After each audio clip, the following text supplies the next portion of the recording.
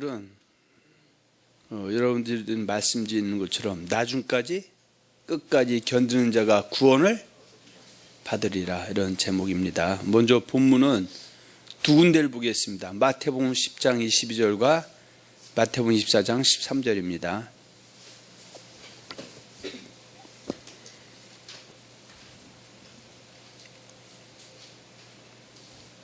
또 너희가 내 이름으로 말미암아 모든 사람에게 미움을 받을 것이나 끝까지 견디는 자는 구원을 얻으리라. 또 마태복음 24장 13절입니다. 그러나 끝까지 견디는 자는 구원을 얻으리라. 아멘. 자, 우리가 이 신앙생활을 하면서 나중까지 끝까지 견디는 자가 구원을 얻게 된다, 받게 된다, 이렇게 말들은 많이 하고 있습니다. 그렇다면은 나중까지 끝까지 견딘 자가 받게 되는 구원이 무엇인가에 대해서 우리가 한번 생각해 보는 시간을 갖기를 원합니다. 지금 나중까지 끝까지 견디는 것이 예수를 주하고 시인 고백한 것이냐, 아니면 이미 예수를 주하고 고백신 영접한 사람이 나중까지 끝까지 견뎌야 구원을 받게 되는 것인가, 이거에 대해서 우리가 한번 생각해 봐야 됩니다. 그래서 오늘은 전에도 물론 구원론에서 많이 다뤘지만 우리가 다시 한번 생각해 보기를 원합니다. 그래서 여러분들 말씀지에 보면 이미와 아직 이런 단어를 썼습니다. 그러니까 이미는 뭐예요? 지금 마태복음 10장 22절과 10장 24장 13절의 말씀은 이미 뭘 받은 사람들이 주시는 말씀입니다. 죄사함의 구원을 받은 기독교인들이 하는 말씀이다, 이거죠. 그러면 이미 죄사함의 구원을 받은 기독교인들 할지라도 앞으로 아직 받지 않은 구원이 있죠. 앞으로 받게 되는 구원이 있는데 그것이 바로 영혼의 구원인데, 영혼의 구원은 예수를 주와 되신 고백 영접해서 죄사함의 구원을 받으면 끝난 것이냐, 아니면 때로는 나중까지 끝까지 견뎌야 될 일이 있을 때 나중까지 끝까지 견뎌야 받게 되는 구원인가, 이거에 대해서 우리가 한번 생각해 봐야 됩니다. 그 얘기입니다. 그래서 구원이라는 단어 속에는 한 가지 뜻만 있는 것이 아니라는 것을 우리가 한번 생각해 봐야 됩니다. 그래서 제가 여러분 말씀지에는 그냥 크게 세 가지로 이렇게 한번 정리해서 말씀드렸습니다. 그래서 구원을 받으려면 나중까지 끝까지 견뎌야 한다고 했기 때문에 그건 구원은 단어 속에 크게 몇 가지 뜻이 있는가를 한번 정리하고 그리고 진행이 돼야 이 말씀이 더 확실해질 수가 있습니다. 그래서 일반으로 얻게 되는 죄사함의 구원이 있고, 또 환경의 구원이 있고, 영혼의 구원이 있다, 그 얘기죠. 그래서 유다서 1장 3, 4절에 보면 사랑하는 자들아, 내가 우리의 일반으로 얻은 구원을 들어 너희에게 편지하려는 뜻이 간절하던 차에 성도에게 단번에 주신 믿음의 들을 심써 쌓으라, 이렇게 말씀하고 있죠. 그래서 일반 얻은 구원은 우리의 어떤 의로운 행위, 율법의 행위로 된 것이 아니라 하나님의 은혜로 우리가 예수를 주와 또 믿음을 통해서 얻게 되는 구원이다, 그죠. 그것을 갖다 일반 얻은 구원, 때로는 죄사함의 구원이고, 그래서 일반 얻은 죄사함의 구원을 얻어야 뭐가 된다? 성도가 되는데, 성도에게는 단번에 뭘 주신다? 바로 예수 그리스도를 섬기는 법인 바로 믿음의 도를 주신다, 이렇게 말씀하고 있습니다. 그래서 믿음의 도는 절대 일반으로 구원을 얻은 자라 할지라도 가만히 두는 사람 몇에게 속아서 그 믿음의 도를 빼앗기고 거짓들을 쫓아간다는 것은 끝까지 나중까지 견디는 것이다, 끝까지 나중까지 견디지 못하는 것이다. 결국은 끝까지 나중까지 견디지 못한 사람은 구원을 받을 수 있다, 받을 수가 없다, 받을 수 없다라는 것입니다. 그래서 말씀 속에서 귀 있는 자는 들으라, 이렇게 말씀하고 있습니다. 자, 골로새서 1장 13절 14절을 한번 봅니다.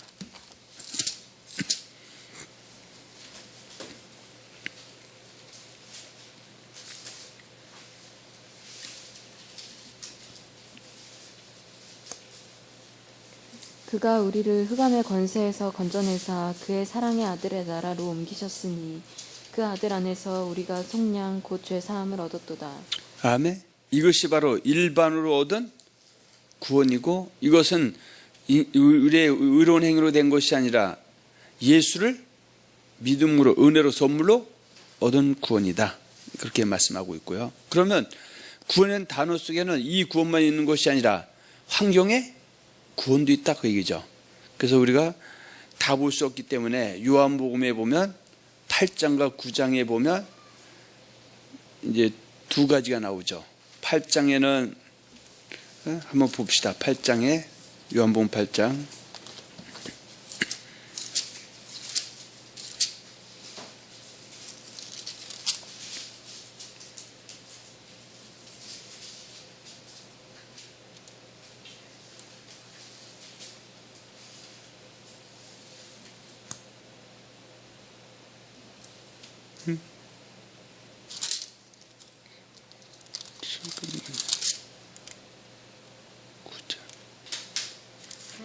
죄송합니다. 이게 요한복음이 잠깐만요. 죄송합니다.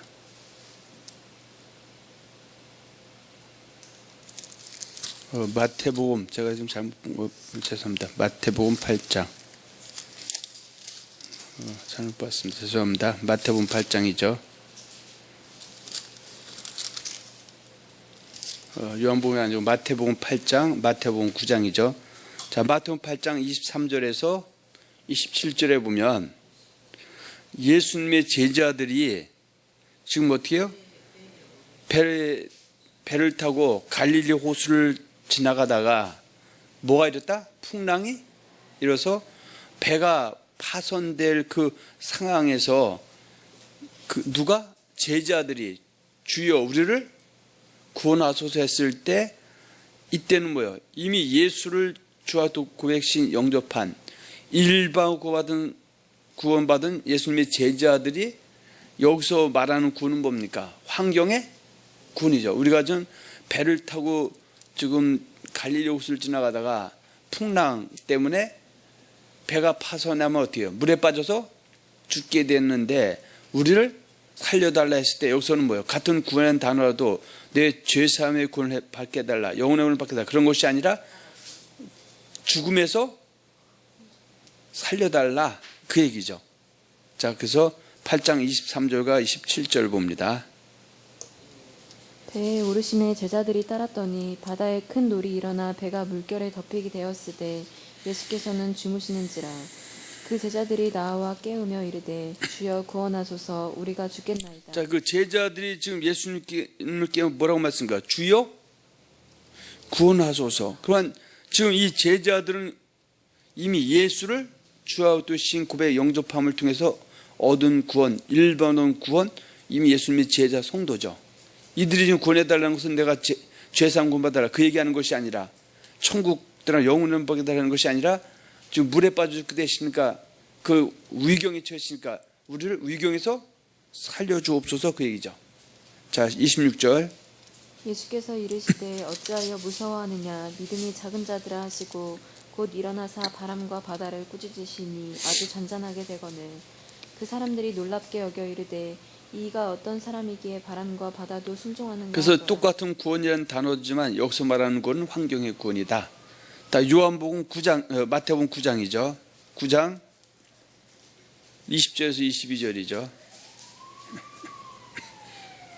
12해 동안이나 혈루증으로 앓는 여자가 예수의 뒤로 와서 그 겉옷가를 만지니 이는 제 마음에 그 겉옷만 만져도 구원을 받겠다 함이라.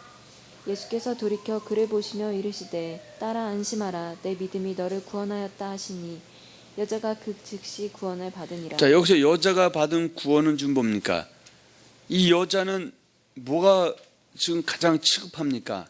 12년 동안이나 혈류병으로 지금 고생하고 있는데 이 사람은 자기의 혈류병을 고치기 위해서 사실 뭐 써있지는 않지만 할 수 있는 것은 다 해봤을 것이다 그 얘기죠. 그런데 그 혈류병이 고침받지 못하고 고통을 당하고 있을 때 그는 속히 그 혈류병에서 치료받기를 원했죠. 그런데 여기서 등장하는 이 혈류병 환자는 유대인이다 이방인이다. 성경적으로는 유대인이다. 그죠? 할례자인 유대인인데 이 사람도 여전히 누굴 기다리고 있다. 그리스도 메시아를 기다리고 있는데 자기가 인간적인 모습으로 모든 것을 해봤지만 치료받지 못했어요. 그러나 이는 누굴 만나면 그리스도 메시아를 만나면 자기 혈류병 고치는 것은 일도 아니라고 생각했던 것이죠. 그런데 풍문으로 들은 것이죠. 요셉의 아들 예수가 그리스도 메시아라고 자칭 또 주변 사람들이 말하기도 하고 또 그 예수를 통해서 질병이 고쳐지고 귀신이 떠나가고 뭐 또 그분이 하는 말씀은 기존에 있는 그 제사장들이나 그 선자들하고는 전혀 다른 능력 있는 사람이다. 그래서 여러 사람들이 의견이 분분하지만 만일에 그분이 그리스도라면은 메시아라면 내 병 고치는 것은 일도 아니었다라는 그런 뭐가 있습니까? 내 질병 고쳤으면 뭐가 있다? 믿음이 있었던 것이죠. 그래서 지금 이 예수가 그리스도라는 게 확증은 안 돼도 메시아라고 확증 안 돼도 만약 그분이 정말 그분이 맞다면은 그분이 내 병 고치는 문제도 아니라는 뭐가 있다? 믿음이 있어서 그는 어떻게 해요? 그분이 내게 와서 안수를 해주고 또 다른 어떤 방법을 취하지 않아도 내 믿음만 있으면 그분이 나를 고칠 것이라 생각해서 이 사람 어때요? 사람들이 많은 그 군중들이 많은 데 가서 친히 내게 안수해달라고 한 것도 아니고 예수님 옷가 만지면 자기 질병이 치유될 거든 만졌는데 그가 옷가를 만진 순간에 뭐예요? 혈류의 근원이 마른 것이죠. 그것을 갖다 여기서 뭐래요? 구원이죠. 근데 이 혈류병 환자가 얻은 구원은 뭐를 통해서 얻은 건가요? 믿음으로 얻은 구원입니다. 그래서 믿음이라는 것도 예수를 자도 신구배 영접해서 믿음에서 일반하는 구원, 죄사함하는 그런 구원도 있지만 또 믿음도 그런 믿음도 있지만 여기서는 이 사람이 결국 어때요? 예수를 그리스도로 나중에 후에 완전히 치료함 받고서 믿음으로 고백해서 기독교인 제자가 될 수도 있지만 때로는 안 될 수도 있는 것이죠. 우리가 알다시피 10명의 문둥병자가 예수님께 찾아와서 믿음으로 고침을 받았지만 끝내 어떻게 해요? 한 명만 남고 다 또 떠났던 것도 우리가 알고 있습니다. 그래서 여기서 말하는 믿음 구원은 뭡니까? 환경의 구원, 혈병의 근원이 말라지는 것 그 얘기죠. 그래서 20, 21, 22 다시 한번 봅니다.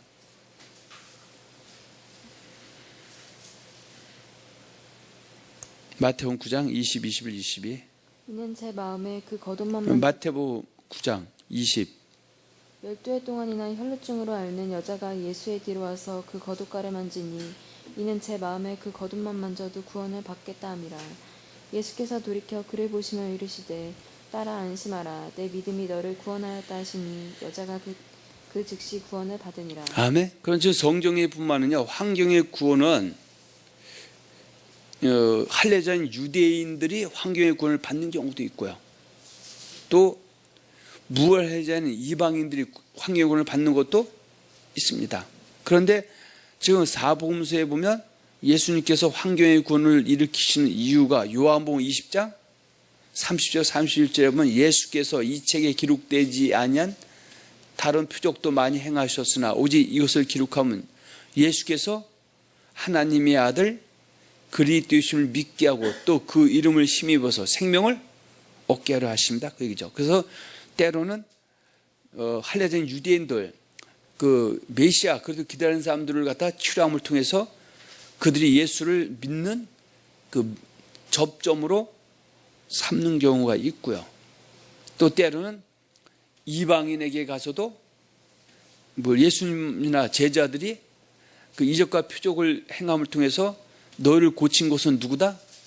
바로 나사렛 예수 우리는 은과 금은 없거니와 내게 있는 것은 내게 주노니 나사렛 예수님으로 걸으라 했을 때 38년 된 그 안진뱅이가 일어난 것처럼 이들이 하는 것은 결국 예수를 하나님의 그리스도를 믿게 하는 쪽에 초점이 또 많이 맞춰져 있는 것을 또 생각하게 됩니다. 그러나 사도행전에 보면 도루가와 같은 사람들은 구제와 선행이 있는 문맥상으로서 예수 믿는 사람으로 보이는데 그가 어떻게 해요? 예수 믿는 믿음이 좋았기 때문에 결국 어떻게 해요? 그가 죽었음에도 불구하고 그 베드로를 통해서 그 다시 죽으면 살려지는 모습들 그것도 결국은 어때요? 그 안에 뭐가 있다? 믿음이 이제 있어서 얻게 되는 구원이다. 근데 이제 그 내용은 결국은 어때요? 이방인들을 예수 믿게 하기 위해서 그 도루가를 이제 쓰시는 그런 모습도 나와 있고요. 또 우리가 알다시피 그 문둥병 환자를 친구 4명이 예수님 계신 곳이 사람이 많아서 들어갈 수가 없으니까 천정을 뚫고 그 침상을 달아내려서 친구의 믿음으로 구원받는 상황도 성경에는, 신약 성경에는 등장하고 있다. 그걸 한번 또 참고적으로 생각하시기 바랍니다. 자, 그러면 지금 일반 어깨는 죄사함의 구원에 대해서 같은 구원 단어라도 있다는 걸 말씀드렸고요. 환경의 구원도 있죠. 환경 구원 중에 하나는 사도 바울이 로마로 가는 그 배가 파손했을 때 배 파손된 상황에서 살아난 것도 구원이라고 말씀하고 있고요. 또 그 보블리의 집에 있는 그 사람이 그 열병으로 알아누웠을 때 그 사도 바울을 통해서 치료받는 것도 구원이다. 또 사도 바울이 뱀에게 물렸는데 거기서 독사에 물렸음에도 불구하고 살아나는 것도 구원이다. 그런 이제 단어를 씁니다.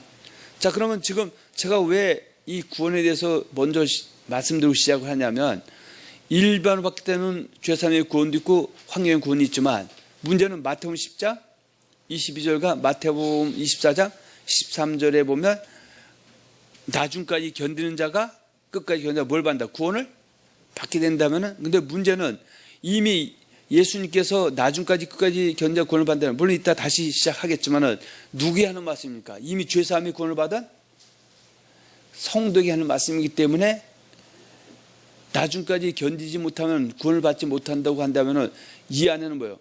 죄사함의 구원 말고라도 영혼의 구원이 있다는 것을 말씀드리고 싶어서 이 말씀을 드린 겁니다. 자, 우리가 고린도 15장으로 한번 봅니다. 15장 1, 2절.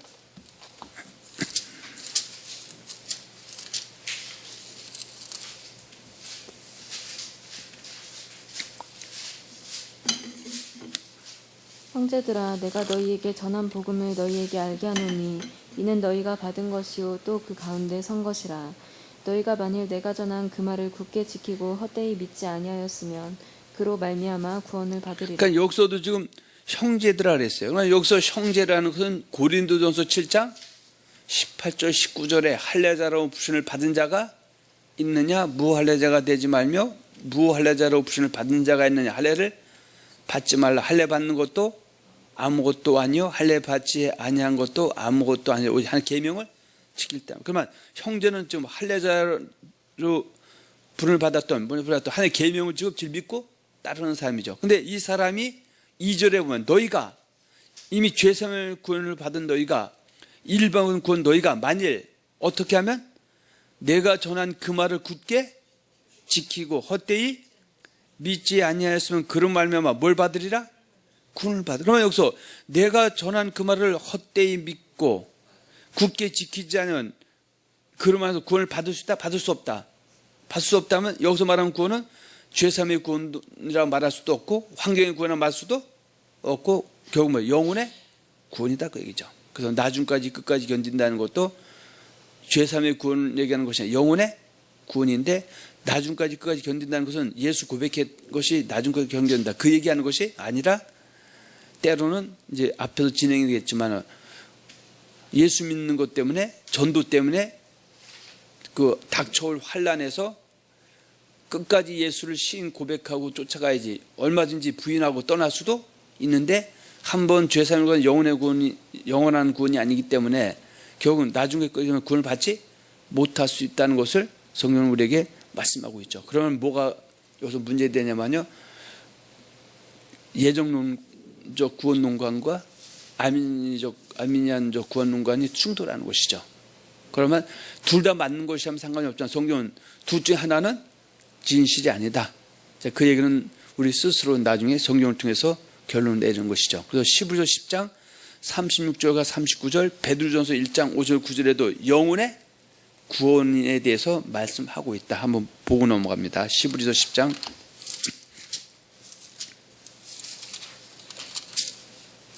36절에서 39절. 너희에게 인내가 필요함은 너희가 하나님의 뜻을 행한 후에 약속하신 것을 받기 위함이라. 잠시 잠깐 후면 오시리가 오시리니 지체하지 아니하시리라. 나의 의인은 믿음으로 말미암아 살리라. 또한 뒤로 물러가면 내 마음이 그를 기뻐하지 아니하리라 하셨느니라. 우리는 뒤로 물러가 멸망할 자가 아니요 오직 영혼을 구원함에 이르는 믿음을 가진 자니라. 그래서 뒤로 물러간다는 것은 어때요? 나중까지 끝까지 견디지 못하고 악한 자의 싸움에서 여러 가지 다양하게 있지만 어떻든 나중까지 견디지 못하면 영원을 이룰 수 없다라는 내용이 여기 안에 포함되어 있죠. 자, 베드로전서 1장 5절과 9절 한번 봅니다.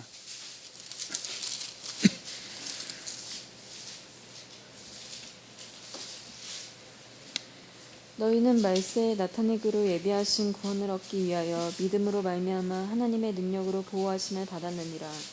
그러므로 너희가 이제 여러 가지 시험으로 말미암아 잠깐 근심하게 되지 않을 수 없으나 오히려 크게 기뻐하는도다. 너희 믿음의 확실함은 불로 연단하여도 없어질 금보다 더 귀하여 예수 그리스도께서 나타나실 때에 칭찬과 영광과 존귀를 얻게 할 것이라. 예수를 너희가 보지 못하였으나 사랑하는도다. 이제도 보지 못하나 믿고 말할 수 없는 영광스러운 즐거움으로 기뻐하니 9절입니다. 믿음의 결국 곧 영혼의 구원을 받음이라. 그러니까 결국 믿음의 결국은 뭐까지 받아야 된다? 영혼의 구원까지죠. 그래서 일반은 그 죄삼의 구원 받지 않아도 환경의 구원을 받을 수가 있죠. 그런데 일반 구원의 삶 중에서도 환경의 구원을 받을 수도 있고 못 받을 수도 있지만 문제는 어때요? 믿음의 결국에는 어디까지가 문제입니까? 영혼의 구원이다고죠. 그래서 나중까지 끝까지 견뎌야 영혼의 구원에 들어가는 것이지 일반 구원 얻으면 예수 구주도 신고 영접하면 끝나는 것이라면은 뒤로 물러가던 나중까지 끝까지 견디던 영혼의 구원을 받는다고 되지만 예수님 그렇게 말씀하신 적이 없다 그 얘기죠. 자, 여러분 말씀지 첫 번째 보면 마태복음 1번 보면 마태복음 10장 22절의 말씀과 23절의 말씀은 누구에게 하시는 말씀인가? 그래서 중요한 단어가 뭡니까? 이미죠. 이미 예수를 주와 그리스도로 신하고 또 하나님께서 예수를 죽은 자 가운데서 살리신 것을 마음의 믿음으로 구원을 받은 이 구원은 죄사함의 구원이죠. 구원을 받은 누구에게 하시는 말씀입니다? 기독교인들에게 하는 말씀입니다. 그래서 우리는 예수님이 이 땅에 오시기 전에는 여호와 하나님의 백성은 바로 아브라함의 자손들이지만 예수님이 이 땅에 오신 이후부터는 누구든지 그리스도에 속한 자, 예수를 유대인이든 할례자인 유대인이든 이방인이든 예수를 믿음으로 신고에 영접하면 아브라함 그렇게 속한 자는 아브라함의 자손이 되는 것이다. 그래서 지금 마태복음 10장 22절, 24장 13절의 말씀은 이미 예수를 믿음을 통해서 그렇게 속한 자가 돼서 아브라함의 자손, 죄사함을 구원받은 기독교인들이 하는 말씀이다. 그 얘기죠. 그러면서 이제 그 둘로 한번 나눠봤습니다. 자, 마태복음 10장 22절의 말씀은 그런 제가 말씀드린 마태복음 10장 22절과 마태복음 24장 13절의 말씀이 같지만 내용이 다르다는 것을 보여주려고 오늘 또 본문을 둘로 삼은 겁니다. 마태복음 10장 22절의 말씀은 액면적으로는 예수님께서 누구에게 하는 말씀입니다. 이미 예수를 주와 그리스도 신함으로 인하여 기독교인 된 당대의 사도들과 제자들에게 하는 말씀입니다. 자, 그러면서 성경은 어떻게 해요? 일단 액면적으로 누구에게 하는 말씀인가 우리가 일단은 점검을 해놓고요. 그리고 이것은 20세에 살고 있는 저와 여러분들 정확하게 예수를 주와 또 신고에 용접하고 예수를 섬기는 법인 하나님의 계명을 질 믿고 따르고 있는 저 여러분들에게도 여전히 동일하게 적용되는 거지만 마태복음 10장 22절의 말씀은 액면적으로는 당대의 예수님의 제자들과 또 사도들 그들에게 더 큰 비중이 주어져 있다 그 얘기죠. 그래서 그럼 이게 맞는지 한번 봅니다. 마태복음 10장 16절을 봅니다.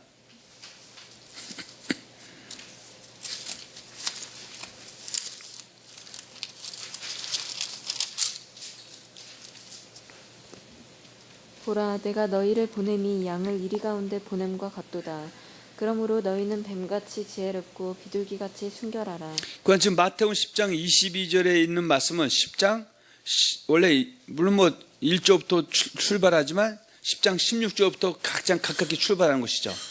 예수님이 누구에게? 사도들 제자들을 갖다가 뭐하러 보낼 때? 전도하러 보낼 때. 그러면 그 사도들 제자들은 이미 예수를 주와 그리스도 영접해서 죄사함의 구원을 받은 그 사람들이 하는 말씀이죠.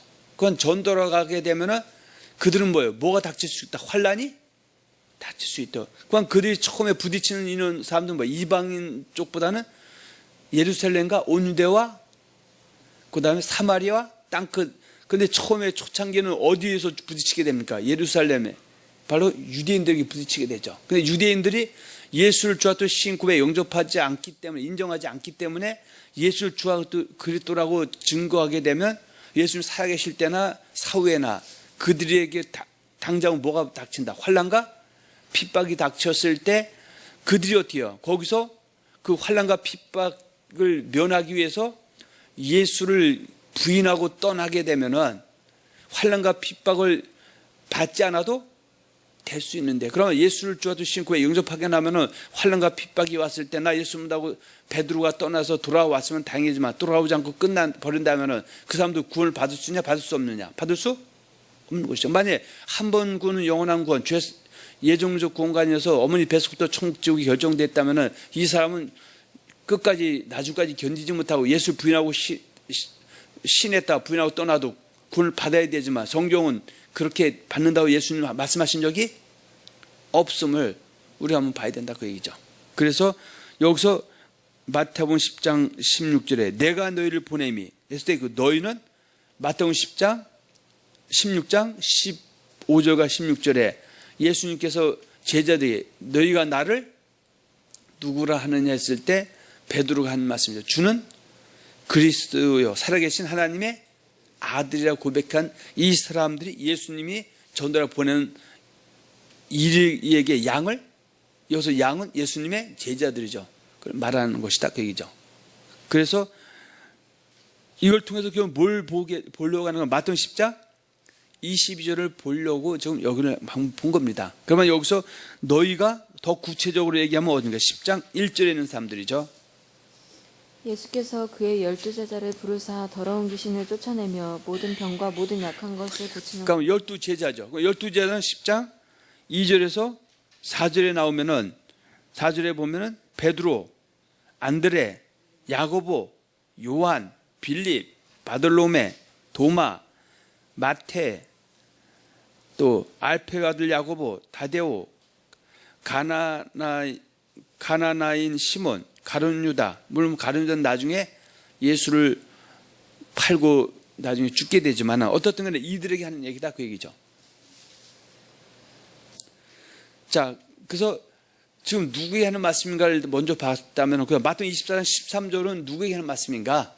자, 그것은 여러분 말씀지 그 작은 제목 2번입니다. 자, 마태복음 24장 13절의 말씀은 액면적으로는 누구에게 주는 말씀입니다. 이미 예수를 주와 그리스도로 신앙으로 인하여 기록된 당대의 사도들과 제자들이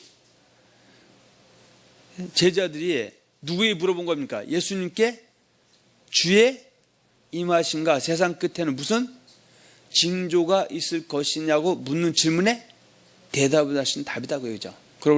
그럼에도 불구하고 마태복음 24장 14절의 말씀은 오늘날 살고 있는 기독교인들 전체에게 동일하게 적용되는 말씀입니다. 자, 마태복음 24장 3절 한번 봅니다.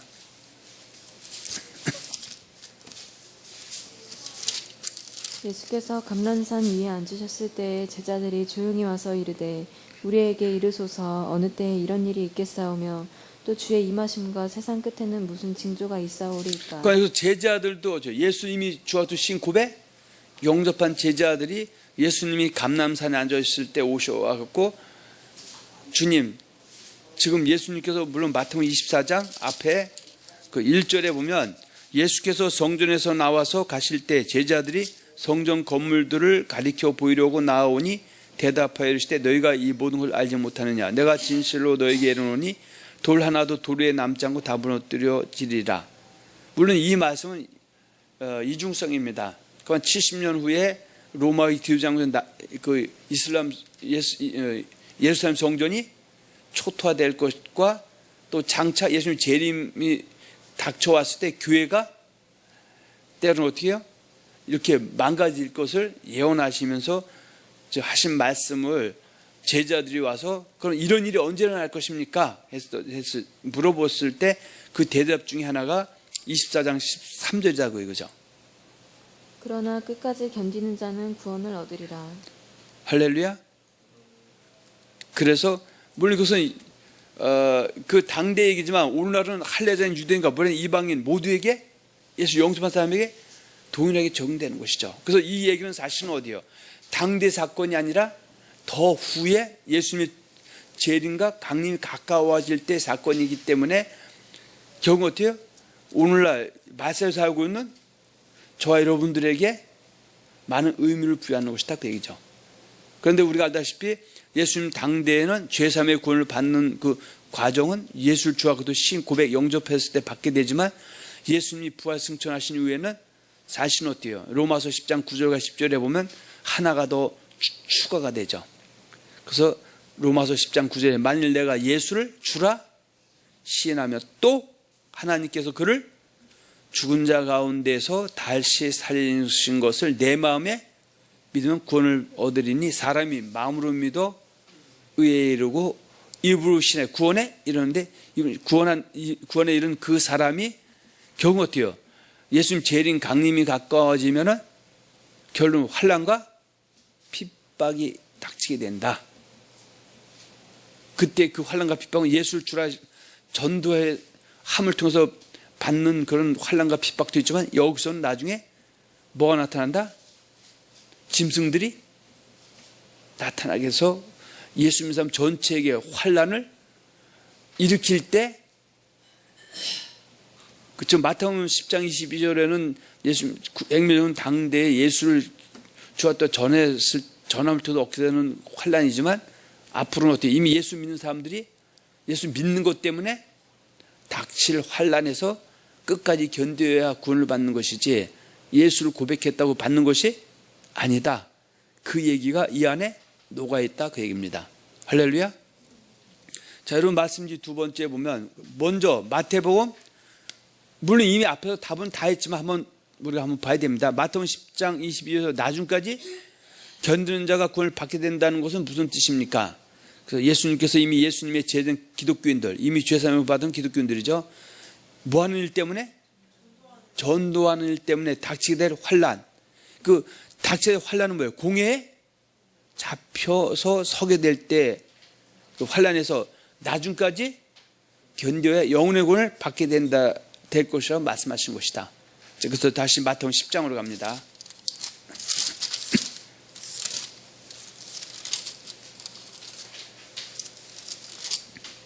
자, 10장 17절 보세요. 사람들을 삼가라. 그들이 너희를 공회에 넘겨주겠고 그들의 회당에서 채찍질하리라. 또 너희가 나로 말미암아 총독들과 임금들 앞에 끌려가리니 이는 그들과 이방인들에게 증거가 되게 하려 하심이라. 너희를 넘겨줄 때에 어떻게 또는 무엇을 말할까 염려하지 말라. 그때에 너희에게 할 말을 주시리니 말하는 이는 너희가 아니라 너희 속에서 말씀하시는 이 곧 너희 아버지의 성령이시니라. 장차 형제가 형제를 아버지가 자식을 죽는 데 내주며 자식들이 부모를 대적하여 죽게 하리라. 또 너희가 내 이름으로 말미암아 모든 사람에게 미움을 받을 것이나 끝까지 견디는 자는 구원을 얻으리라. 아멘. 그러면 여기서 지금 등장하는 사람들은 바로 사람들인데 이 사람들은 할례자인 유대인들이죠. 그럼 할례 유대인들 그들은 누굴 기다리고 있습니까? 그리스도 메시아를 기다리는데 예수를 그리스도 메시아로 인정하지 않는 사람들은 그 제자들이 예수가 주었다고 전하게 되면 이 사람들 안에는 내 가족도 있죠. 그 때문에 결국 뭐에 설 수 있다? 공회에 서게 된다. 잡히게 된다고 얘기죠. 그 잡혀서 섰을 때 잡혀서 환난과 고난이 올 때 베드로처럼 베드로가 예수님이 십자가 못 박히기 위해서 그 빌라도 뜰에 잡혀 들어갔을 때 천한 비자 앞에서 저주명 부활하는 것으로 떠나버리면 환난이 없지만 신하게 되면 환란이 임하게 된다 그죠. 이 환란에서 예수를 이미 시인 고백 영접했어도 나중까지 여기서 끝까지 견뎌야 뭘 받게 된다? 구원을 얻게 된다 그 얘기죠. 그래서 나중까지 견디는 자 구원을 받게 된다. 뭐 여기서 끝까지 견디는 자, 뭐 물론 같은 내용인데 그 전에 성경에는 나중까지 돼 있어서 제가 요거 바뀐 성경으로 보지 않고 이걸 설교문을 작성해서 그런데 어떻든 간에 뭐 끝까지나 나중까지 같은 내용입니다. 근데 어떤 마태복음 10장 20절에 말하는 구원과 24장 13절 말하는 구원은 내용이 어때요? 같지만 분명히 다르다는 것을 우리가 한번 염두에 두자 그 얘기입니다. 할렐루야. 자, 마태복음 10장 16절 다시 가봅니다.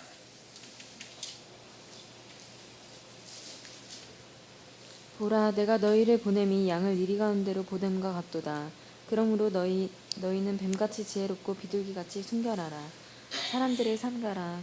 자, 그래서 지금 이 나중까지 견디는 자 그는 예수님이 제자들을 지금 전도라 보낼 때 그 예수를 전도하는 것 때문에 닥쳐 환란해서 끝까지 견뎌야 구원을 받는다 그 말씀이고요. 그럼 왜 환란을 받게 되느냐? 24절 보세요. 24절. 제자가 그 선생보다 또는 종이 그 상전보다 높지 못하나니 제자가 그 선생 같고 종이 그 상전 같으면 조카도다. 집 주인을 바알세불이라 하였거든 하물며 그 집 사람들이랴. 그런즉 그들을 두려워하지 말라. 감추인 것이 드러나지 않을 것이 없고 숨은 것이 알려지지 않을 것이 없느니라. 내가 너희에게 어두운 데서 이르는 것을 광명한 데서 말하며 너희가 귓속말로 듣는 것을 집 위에서 전파하라. 몸은 죽여도 영혼은 능히 죽이지 못하는 자들을 두려워하지 말고 오직 몸과 영혼을 능히 지옥에 멸하실 수 있는 이를 두려워하라. 참새 2마리가 한 아사리온에 팔리지 않느냐. 그러나 너희 아버지께서 허락하지 아니하시면 그 하나도 땅에 떨어지지 아니하리라. 너희에게는 머리털까지 다 세신 바 되었나니 두려워하지 말라. 너희는 많은 참새보다 귀하니라. 자, 32, 33절입니다. 누구든지 사람 앞에서 나를 시인하면 나도 하늘에 계신 내 아버지 앞에서 그를 시인할 것이요. 누구든지 사람 앞에서 나를 부인하면 나도 하늘에 계신 내 아버지 앞에서 그를 부인하리라. 그러니까 이 얘기는 뭐예요? 제자를 전도라 보내게 되면은 예수님이 십자가에 달려서 죽으시고 장사에 부활해서 승천하시게 되면은 이제 어떻게 제자들 예수님으로서 선생, 예? 선생이다 또 상전이다 그랬어요. 그러면 선생 상전을 죽이는 사람들이 제자와 종을 죽이는 것은 일도 아니다. 왜 그런 겁니까? 그들이 예수님을 그리스도 메시아를 받아들이지 않고요. 바알세불의 왕, 귀신의 앞잡이라고 해서 예수님을 죽인 그들이 예수를 주와 또 그리스도라고 전하게 되면은 경우 때 환란이 오게 되는데 그 환란 속에서도 예수님이 시인 고백해서도 끝까지 시인 고백해야지 다시 부인하게 되면 베드로처럼 부인하고 떠나게 되면은 물론 베드로는 끝내 회개에서 돌아왔지만 안 돌아오게 되면은 끝까지 나중에 구원이 있다 없다? 구원이 없다 그죠. 그래서 사람은 어때요? 우리 몸은 죽일 수 있어도 예수를 그리스도 인정한 사람들이 너는 거짓 그리스도 믿는다고 해서 나를 죽일 수 있어도 내 몸과 영혼까지는 타치할 수 없지만 예수님 우리 영혼과 몸까지 다 터치할 수 있기 때문에 경우 어때요? 이런 환란이 올 때는 끝까지 나중까지 견디고 시인 고백해 예수를 시인한 것을 끝까지 시인해야지 중간에 부인하게 되면 구원이 있다 없다? 없다고 얘기죠. 그러니까 이런 얘기를 통해서 우리가 뭡니까? 예정적 구원관이 허구임을 다시 드러낼 수밖에 없다 그 얘기입니다. 자, 그러면 지금 마태복음 10장 22절에 이 사건을 통해서 우리가 보여주는 그 예가 바로 사도행전에 등장하는 누가 있다? 스데반과 사도 바울의 경우 어디에 잡히게 됩니까? 공회에 잡혀서 재판을 받을 때도 그들은 어떻게 해요? 예수를 그리스도라는 것을 부인하지 않고 성경의 말씀을 조목조목 들어서 그에게 증거했음에도 불구하고 그들의 눈이 막히고 귀가 다치고 마음이 다쳐버리니까 결국 스데반을 어떻게 해요? 돌로 쳐서 순교시키는 상황이 등장합니다. 할렐루야. 그러면 이 상황에서 만약에 스데반이 예수가 그리스도가 아니다라고 그 환란을 피하려고 하고 도망가 버렸다면은 또 사람들 앞에서 공개적으로 했다면 그는 어떻게 해요? 죽임당할 일이? 순교당할 일이 없죠. 근데 만약에 그가 자기 생명 살자고 그렇게 하게 되면 그는 결국 뭘 얻지 못하게 된다. 구원을 얻지 못하게 된다. 그 얘기죠. 자, 참고적으로 하나부터 봅니다. 마가복음 8장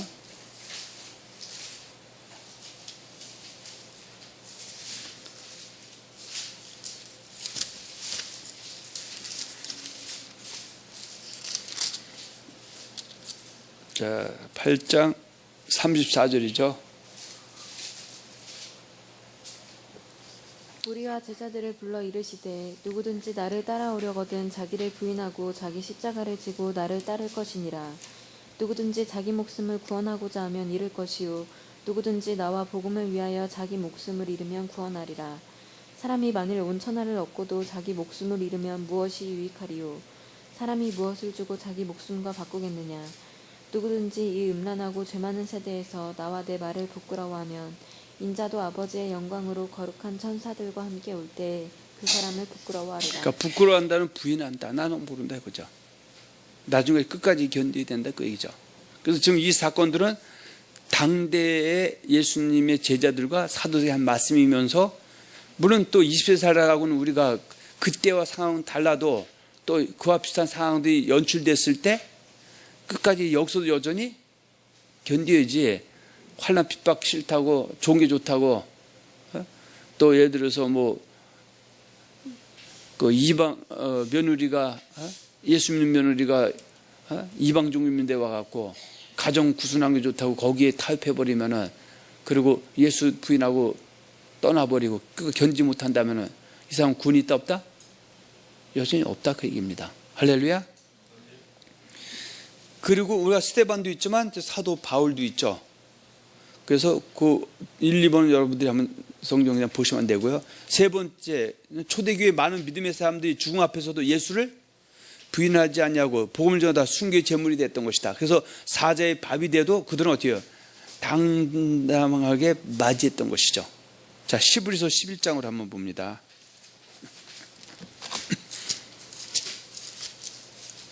자, 35절부터 봅니다. 40절까지.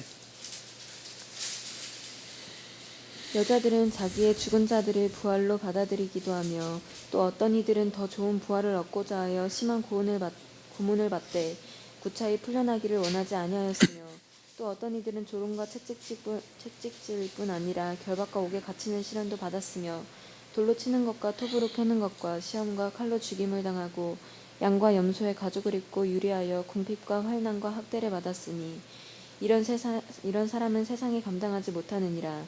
그들이 광야와 산과 동굴과 토굴에 유리하였느니라. 이 사람들은 다 믿음으로 말미암아 증거를 받았으나 약속된 것을 받지 못하였으니 이는 하나님이 우리를 위하여 더 좋은 것을 예비하셨은즉 우리가 아니면 그들로 온전함을 이루지 못하게 하려 하시니라. 아멘. 그래서 진리를 모르면은 다 환난과 핍박이 돌아오면 어떻게 다 거의 타협하고 뒤로 물러가게 되고 예수 부인하게 되고 나중까지 끝까지 견디지 못하게 돼서 자신은 어때요? 구원을 얻지 못할 수도 있죠. 할렐루야. 그래서 고린도 13장 10절 믿음, 사랑, 믿음, 소망, 사랑 이 세 가지는 항상 있을 것인데 그 중에 제일은 사랑이다. 그래서 기독교인들은 소망을 어디에 둬야 됩니까? 이 땅에 돈 버는 데 두는 것이 아니라 먼저 그의 나라와 그의 의를 구하는 것. 그래서 고린도 후서 4장 16, 18절은 우리의 겉은 후패하나 우리의 속은 날로 새롭도다. 우리의 주목하는 것, 우리의 바라는 것은 보이는 것이 아니요. 보이지 않는 것. 보이는 것은 잠깐이요. 보이지 않는 영원하다. 이것이 있기 때문에 이러한 환난과 핍박 속에서도 또 예수님의 부활을 통해서 성령이 임하게 되면 끝까지 나중까지 견디고 사자밥도 되고 그러는 겁니다. 그러나 지금처럼 예정적 구원관이 지배하게 되면 조그만 환난과 핍박은 다 도망가게 되어 있습니다. 물론 우리도 역사적으로 보면 일제시대 때 신사참배 문제 있을 때도 다 타협하고 우상숭배에 앞장섰던 것들이 예정적 구원관이 전체 장악했을 때 일어난 사건이고요. 뭐 꼭은 아니어도 그런 사건들이 남과 북을 그 분열왕국 시대 그 솔로몬의 잘못한 걸 통해서 북이스라엘 남유를 갈라진 것처럼 그런 불행도 우리가 왔다라고 한번 생각해 볼 수가 있습니다. 할렐루야. 자, 그러면 지금 마태복음 10장 22절에 끝까지 견딘 자, 나중까지 견딘 자의 의미와 이번에는 24장 13절 말씀하는 끝까지 견딘 자의 구원을 받게 된다는 뜻은 무슨 뜻이냐 그 얘기죠. 그래서 마태복음 24장 13절의 말씀은 액면적으로는 이미 예수를 주와 그리스도 시인함을 인하여 기독교된 당대의 사도들과 제자들이 예수님께 나와서 물었죠. 주의 임하심과 세상 끝에는 무슨 징조가 있을 것이냐고 묻는 질문에 대답을 하신 답이다.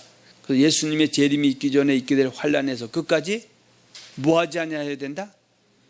배도하지 아니하여 영혼의 구원을 얻게 될 걸 말씀하신 것이다. 그런데 참 희한하죠. 신천지 이 사람들은 데살로니가후서 2장 1절에서 8절에 있는 배도, 배교 이거 갖고 오늘날 모든 교회가 배교하고 배도했다.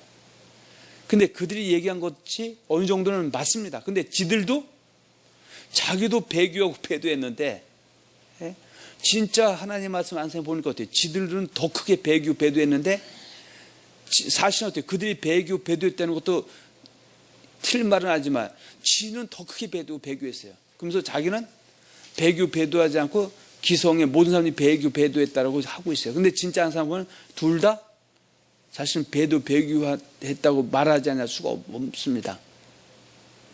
근데 이게 사실은 말하기가 너무 어려운 거죠. 자, 마태복음 24장 3절로 다시 갑니다.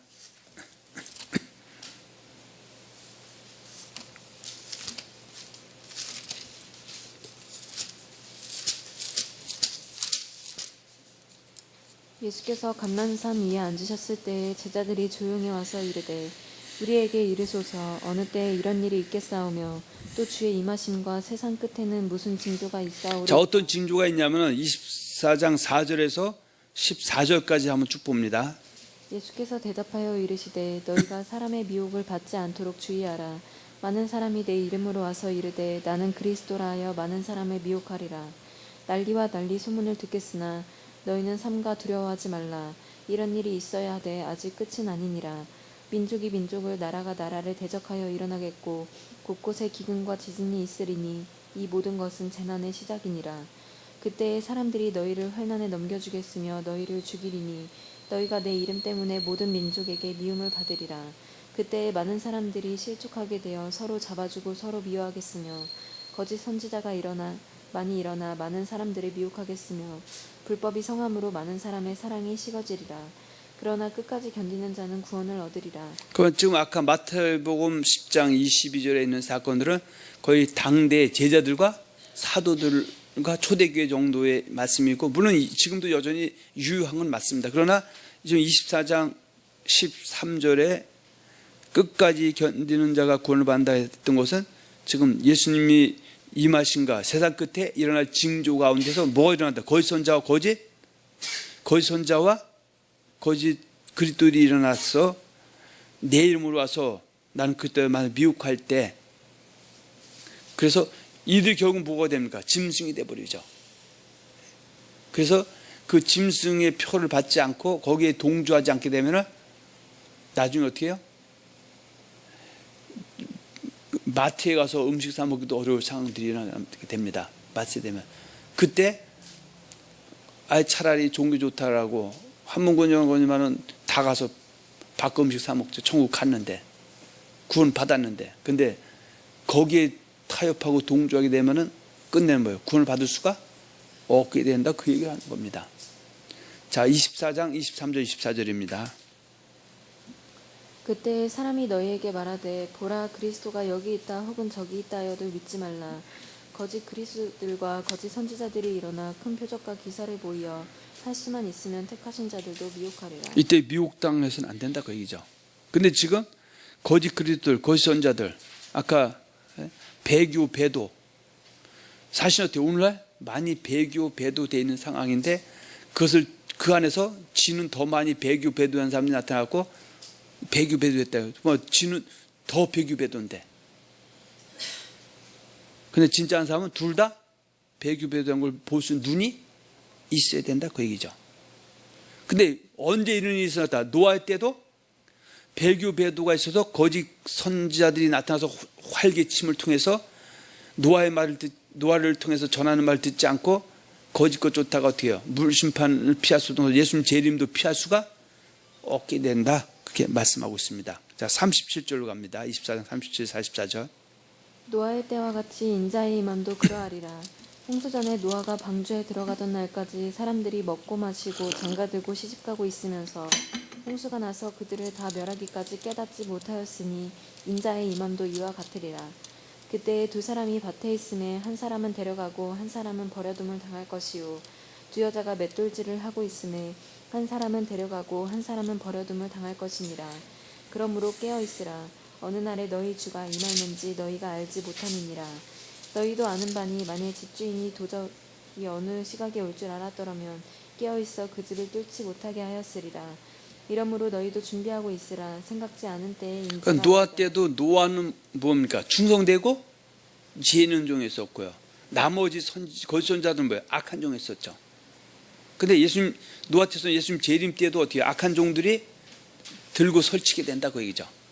그래서 충성되고 있는 지혜 있는 종은 때를 따라서 예수님의 말씀을 더하거나 빼거나 그대로 전해서 그들 깨어있게 해서 깨우는 것을 말씀대로 믿어 순종 회개해서 주말 준비하게 해서 주님 오실 때 넉넉히 영생에 이르게 하지만 악한 종들은 이미 노아 때처럼 하나님은 심판하되 자기 백성은 심판하지 않는다 해서 먹고 마시고 장가들고 시집가게 하고 돈 해갖고 탐심 갖게 해서 우상 숭배하게 해서 결국은 어떻게 해요? 또 환란이 일어났을 때 천국 나가면은 이미 끝까지 견디지 않아도 죄 사는 끝났으면은 미쳤다고 누가 환란 핍박을 거기에 들어가겠습니까? 그때 나중에 다 타협하고 손에나 이마에나 다 표를 받고 난리 법석을 칠 때 진리하는 사람들 중에서도 믿음이 있고 믿음이 좋은 사람들은 그걸 이길 수 있지만 믿음 떠나거나 믿음이 없는 사람들은 주저앉을 수밖에 없다 그 얘기입니다. 그래서 여기서 얘기하는 그 환란은 데살로니가 후서 2장 1절과 한 8절을 봅니다.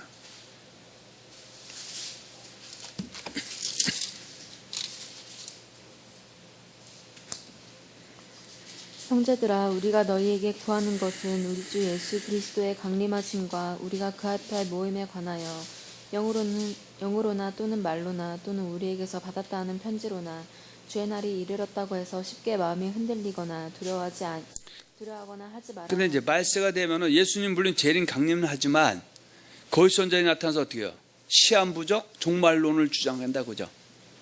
그래서 도리어 깨어있지 못하게 하고 이 사람들이 배교하고 불법의 사람 멸망의 아들들이다 그죠?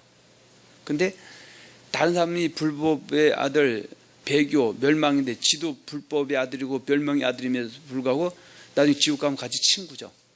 친구인데 큰 소리 뻥뻥 치고 있다고 그죠?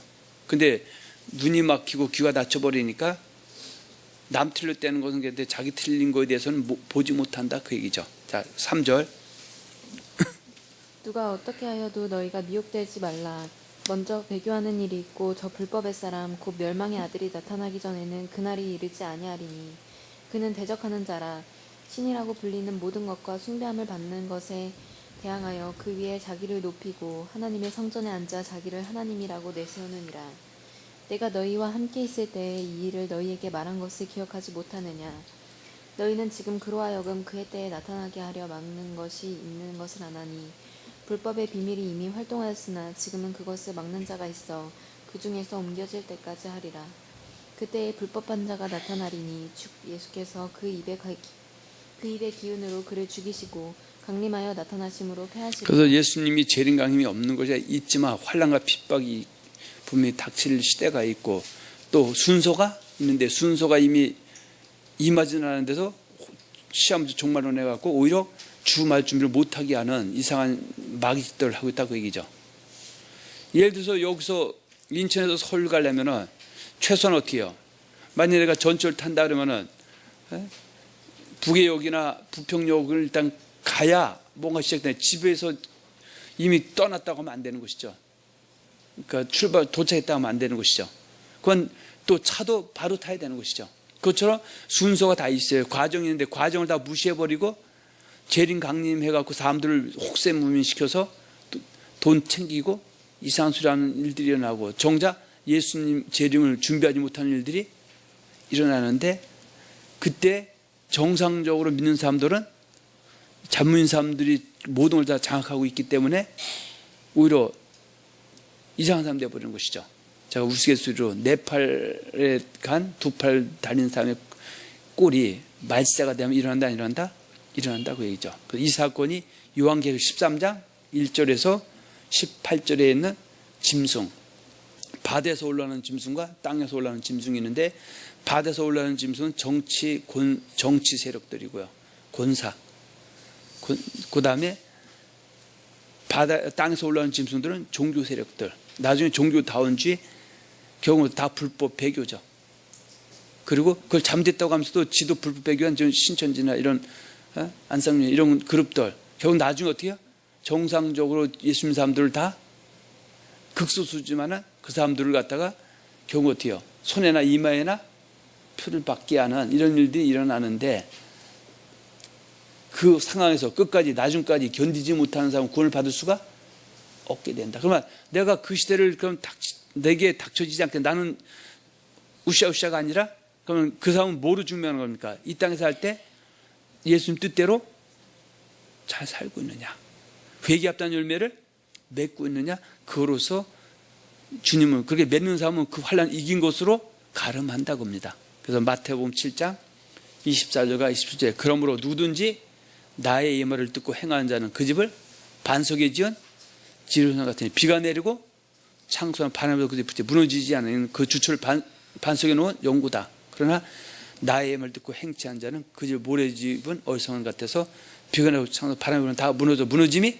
심해진다. 그 얘기다 그 얘기입니다. 그래서 오늘 마지막으로는, 그렇다면 20세를 살아가고 있는 기독교인인 저와 여러분들은 이미 죄사함의 구원뿐만 아니라 영혼을 받았다고 생각하고 있습니까? 아니면 이미 죄사함의 구원을 받았지만 영혼의 구원은 악한 자들과 나중까지 끝까지 싸워서 이기는 자들이 받는 걸 생각을 하십니까? 그런데 예정적 구원론에 보면은 받았다고 하는 것이고요. 또 굳이 알미적 구원론적인 입장에서 보면은 죄사함의 구원은 영혼의 구원은 나중까지 끝까지 견뎌야 받는다. 그래서 우리는 예수님과 사도들 성경의 가르침은 예정적 구원관, 예수 백성 되는 것은 예정적 구원관이 맞겠지만 영혼의 구원은 그거 갖고 안 된다. 근데 예정적 구원에서는 영혼의 구원까지를 예정론이라고 하니까 성경과 맞지 않는다고 합니다. 그래서 우리는 사람의 계명이 중요한 것이 아니라 하나님의 말씀이 중요하다.